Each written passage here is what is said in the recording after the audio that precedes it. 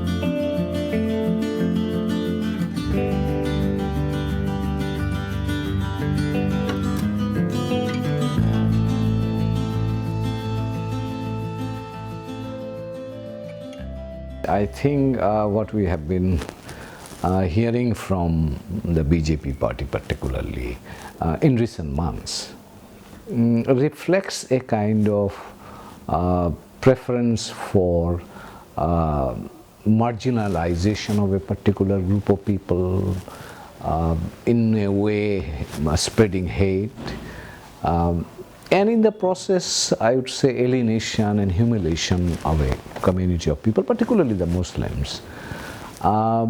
This is a part of, in fact, if we look at the history of BJP, the BJP has been pursuing this agenda for quite some time, and in a different way. They had promised to abrogate 370, which was for Kashmir, special dispensation that has to go. Then with regard to India, making India a kind of Hindu Rashtra, as they call it.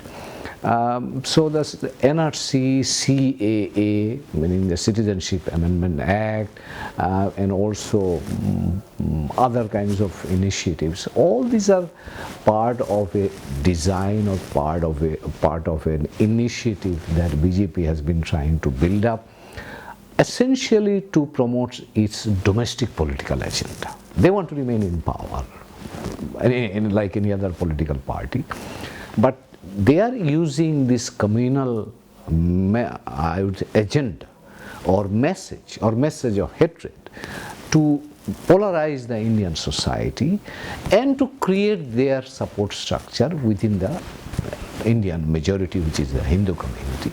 So that is the, main political purpose of BJP as a party. We don't have any difficulty with that, as long as that is within the Indian kind of territory, within their jurisdiction, we have no problem. But now, when it comes and hits us, then it becomes an issue.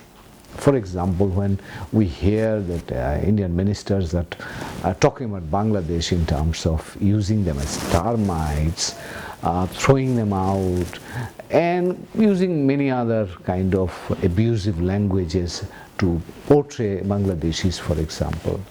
And when legally, whenever they place their CAA kind of bill before the parliament, they have identified 3 countries: Afghanistan, Pakistan, and Bangladesh. Now, we believe that Bangladesh is a communally peaceful country, and we can take pride in that Bangladesh, the minority communities in Bangladesh are quite safe. They are living in peace and harmony with the majority community, and we never thought that this was an issue. But India, BJP party has made it an issue.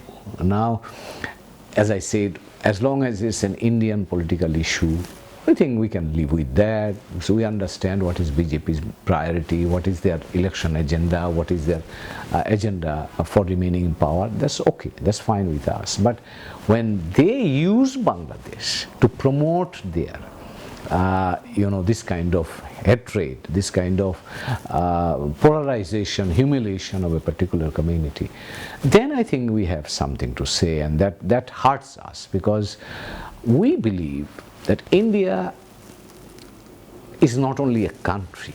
India is our neighbor. Fine, India has been helpful to us during our liberation war. We are grateful for their support, and indeed we still believe that it was a great kind of support that we received from India. But now the problem is, India, we also took India as a kind of model of morality, for example. I mean, Gandhi's India, Nehru's India, which believed in secularism, believed in harmony, believed in diversity, believed in pluralism, believed in democracy, believed in peaceful cohabitation of all the communities that a country like India has. But I think that idea, or that the concept of morality is perhaps now losing its way. And when we see that these are the kinds of hatred is being promoted, violence is being promoted or legitimized, then I think we think that we are losing something, and that loss, being a neighbor, that really makes us concerned. So that is one thing. And the second thing is, I mean, if the social environment, political environment becomes difficult, then what happens? Then the violence can erupt, and we have seen violence having erupted in small levels, or a violent environment, if I may put it. That can create a situation for movement of people. For example, those who feared, they might leave India, and we are seeing some people are recently coming to Bangladesh, and I mean, we are not raising any hue and cry on that, but some people may be Bangladeshis, some may not be Bangladeshis, we don't know. So even if there is a problem inside India, some Indian citizens can also come and take refuge. For example, as we have seen in Rakhine and Rohingya population, for example, when they faced uncertainty, they faced atrocities, they faced a humiliation, they were compelled to come and take refuge in Bangladesh.